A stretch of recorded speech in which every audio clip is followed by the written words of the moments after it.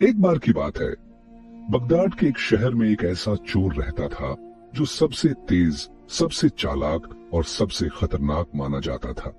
ये चोर दिन के रोशनी में भी बाजार से गुजरता और लोगों के हाथों से सामान इस तरह गायब कर देता जैसे हवा में घुल गया हो।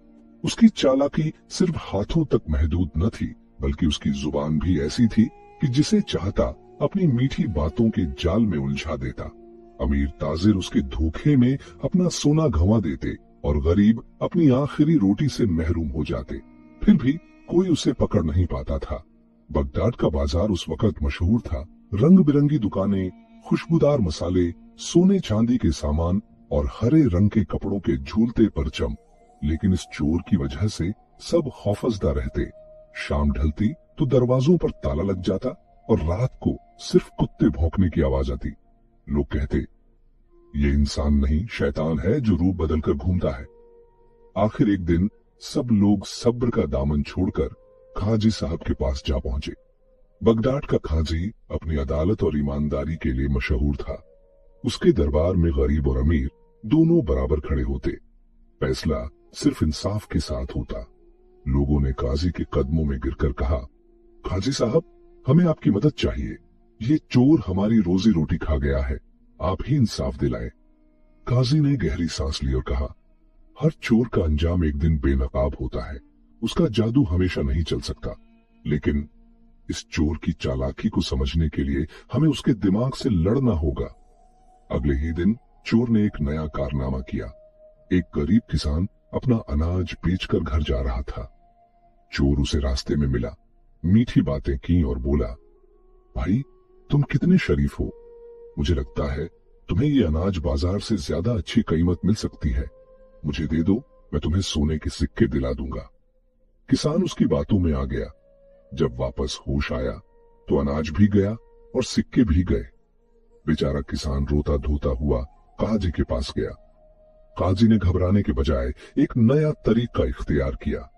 उसने बाजार में घोषणा करवा दी, जो भी चोर को पकड़ेगा उसे इनाम मिलेगा, मगर इनाम उसी को मिलेगा जो बिना शक और सबूत के साथ चोर को लाए। लोगों में जुनून बढ़ गया। हर कोई चोर को पकड़ने निकला, मगर चोर की चालाकी फिर सब पर भारी पड़ गई। कभी मुसाफिर बनकर आता, कभी फकीर की शक्ल बना लेता और कभी मजदूर की तरह कपड़े फाड़कर फिरता। एक दिन वो काजी के दरबार में भी आ गया। कफन ओढ़कर रूहानी बुजुर्ग बन गया। हाथों में तस्बीह, चेहरे पर फर्जी नूर। लोग उसे देखकर समझे कि ये तो बड़ी इज्जत वाला शख्स है। चोर बोला, मैं आपको एक बड़ी खबर देने आया हूं। शहर का चोर मैं नहीं, कोई और है। सब लोग हैरान रह गए। चोर ने काजी के सामने एक बेगुनाह मजदूर का नाम ले दिया, जो दिन रात मेहनत करके रोटी कमाता था। उस पर इल्जाम लग गया और लोग उसे चोर कहने लगे। काजी ने उस मजदूर को गौर से देखा, फिर मुस्कुराकर कहा, जो सच बोलता है उसकी आंखें झुकती नहीं, और जो झूठ बोलता है उसकी जुबान फिसल जाती है। मैं अभी फैसला नहीं करूंगा, कल सबके सामने असल चोर की पोल खोलूंगा। बगदाद के लोगों के दिल में उम्मीद जग गई। चोर अपने दिल में हंसने लगा, ये काजी भी मेरी बातों में आ गया है, कल मैं ही जीत कर निकलूंगा। मगर काजी अपने दिल में कुछ और सोच रहा था। उसकी आंखों में वो रोशनी थी जो चालाकी से भी तेज थी। काजी साहब ने दोनों चोर को घूर कर देखा। अवाम खामोशी से इंतजार कर रही थी कि अब क्या फैसला होगा। उन्होंने गहरी सांस ली और कहा, दोनों चोरों की चालाकी और अक्ल को समझने के लिए मैं खुद उनका इम्तिहान लूंगा। सिर्फ वही जीतेगा जो सच में अक्लमंद होगा। जिसने धोखा किया वो जिल्लत के साथ बेनकाब होगा। चालाक चोर के चेहरे पर हल्की मुस्कान थी, जैसे उसे पूरा यकीन हो कि वो सबको बेवकूफ बना लेगा। अक्लमंद चोर खामोशी से काजी की बात सुनते हुए सिर्फ अल्लाह का नाम दिल में दुआओं के साथ करता रहा। काजी साहब ने पहला इम्तिहान शुरू करते हुए कहा, तुम दोनों को एक एक थैला दिया जाता है। इनमें सोना, चांदी और कुछ कीमती जवाहर रखे गए हैं। तुम्हें ये थैले एक रात के लिए अपने पास रखकर अगले दिन वापस लाना है। लेकिन अगर तुम में से किसी ने चालाकी की, अल्लाह उसके राज को खोल देगा। दोनों चोर ने थैले कबूल किए। अक्लमंद चोर ने थैला संभालकर अपने घर के एक कोने में सजदा करते हुए रख दिया और रात भर इबादत करता रहा कि अल्लाह उसकी इज्जत बचाए।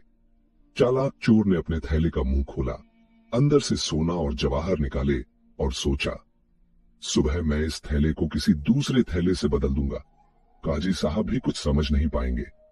उसने रात भर धोखे का जाला बुना और अपने घर में दूसरा थैला भरकर रखा। सुबह दोनों काजी साहब के सामने हाजिर हुए। अक्लमंद चोर ने थैला वापस काजी साहब को दे दिया। चालाक चोर ने भी अपना थैला पेश किया। काजी साहब ने पहले अक्लमंद चोर का थैला खोला। अंदर सोना और जवाहर बिल्कुल वैसे ही थे जैसे दिए गए थे।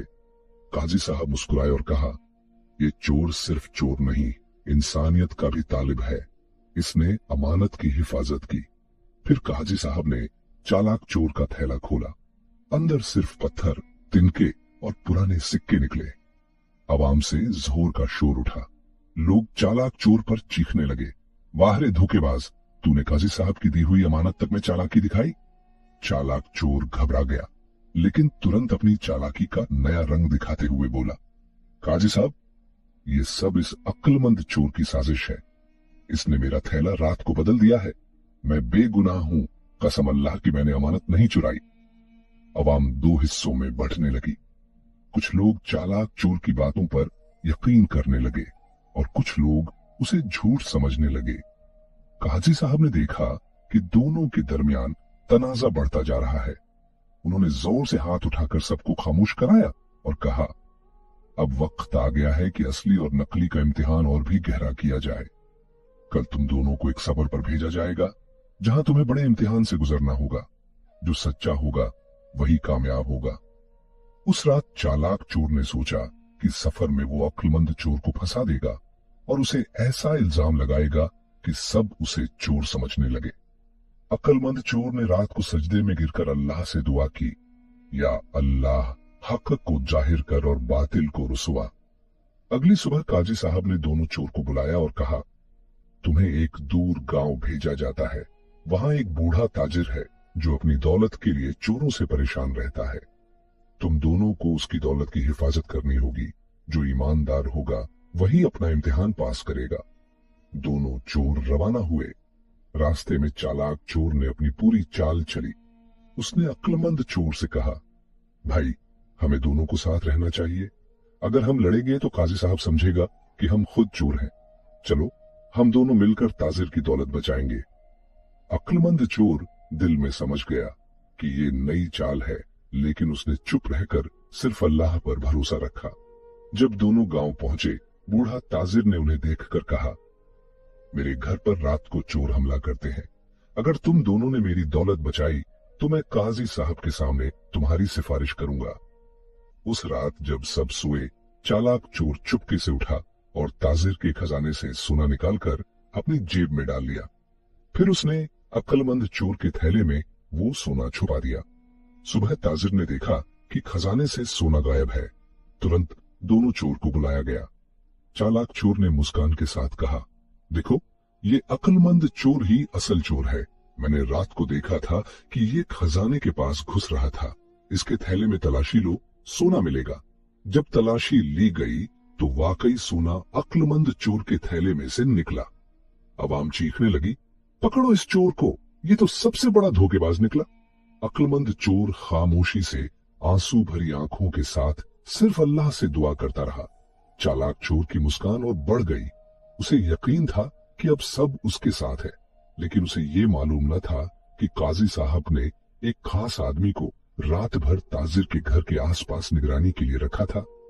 बगदाद के इस शहर की अदालत में जब लोग जमा हुए तो सबके चेहरों पर इंतजार के असर थे। काजी साहब की कुर्सी के सामने दोनों चोर खड़े थे। चालाक चोर के चेहरे पर अब भी मुस्कुराहट थी, जैसे उसे यकीन हो कि वो जीत जाएगा, जबकि अक्लमंद चोर खामोश था, लेकिन उसकी आंखों में यकीन की रोशनी चमक रही थी। काजी साहब ने आवाज बुलंद करके कहा, दोनों चोर अपना आखिरी दलील पेश करें। चालाक चोर ने फौरन जमीन को चूमा और बोल उठा, काजी साहब, मैं बेगुनाह हूं। ये दूसरा चोर असल में सब कुछ अपनी जेब में छुपाता रहा है। मुझे तो सिर्फ बेवकूफ बनाने की कोशिश की गई। आप ही इंसाफ करें। लोग सर हिलाने लगे।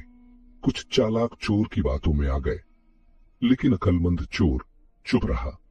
फिर धीरे से बोला, काजी साहब, मैं ज्यादा बोलना नहीं चाहता, सिर्फ इतना अर्ज करता हूं कि जो इंसान सच्चा हो उसकी आंखों की रोशनी और दिल की सुकूनियत सबको नजर आती है, और जो झूठ बोलता है उसका लफ्ज लफ्ज खुद गवाही देता है। काजी साहब ने गहन सोचा, फिर चालाक चोर की तरफ देखकर कहा, हम तुम्हारी आजमाइश करेंगे। तुमने कहा कि तुम्हारे पास कुछ नहीं, तो फिर ये बताओ, कल रात तुम जो तिजोरी तोड़कर भागे थे उसमें जो निशान पड़ा था तुम्हारी उंगलियों का, वो कहां से आया? ये सुनते ही चालाक चोर का रंग उड़ गया। उसे समझ न आया कि काजी साहब को उंगलियों का निशान कैसे मालूम हुआ। दरअसल काजी साहब ने एक दिन पहले ही सबूत इकट्ठा कर लिया था, मगर चुप रहे ताकि चालाक चोर अपने झूठ में और फंस जाए। चालाक चोर ने इधर उधर देखना शुरू किया, उसके होंठ कांपने लगे। ये सब झूठ है, वो चीखा। काजी साहब ने हाथ उठाया और बोला, झूठ हमेशा झूठ ही रहता है, सच चांद की तरह है जो बादल के पीछे से भी चमकता है। अक्लमंद चोर ने सच बोला और तुमने झूठ से अपना सौदा किया। आज अदालत का फैसला है कि तुम्हें शहर से दूर कर दिया जाए। तुम्हारी चालाकी तुम पर वापस उलट कर आई है। लोग तालियां बजाने लगे, मगर कुछ लोग चालाक चोर की हालत देखकर रो भी दिए। उसे शहर से निकाल दिया गया। दूसरी तरफ अक्लमंद चोर को काजी साहब ने बुलाया और कहा, तुमने सब्र, सच्चाई और अक्लमंदी का सबूत दिया। तुम्हें अब से शहर की तिजोरी की हिफाजत का जिम्मा दिया जाता है। ये तुम्हारी अमानत है। अक्लमंद चोर के चेहरे पर आंसू आ गए। उसने कहा, काजी साहब, मैं चोर था, लेकिन आज समझ गया हूं कि सबसे बड़ी दौलत सच्चाई है। मैं वादा करता हूं कि अपनी जिंदगी लोगों की खिदमत में गुजारूंगा। लोग उसे इज्जत से घर ले गए। शहर में दिनों तक इस वाकये का जिक्र होता रहा। बच्चों से लेकर बुजुर्ग तक कहते, देखो, चालाक आदमी हमेशा गिरता है और अक्लमंद और सच्चा इंसान हमेशा उठता है। और इस तरह से बगदाद के इस शहर में सबको एक गहरा सबक मिला कि चालाकी का नतीजा रुसवाई है और अक्लमंदी का नतीजा इज्जत और सुकून।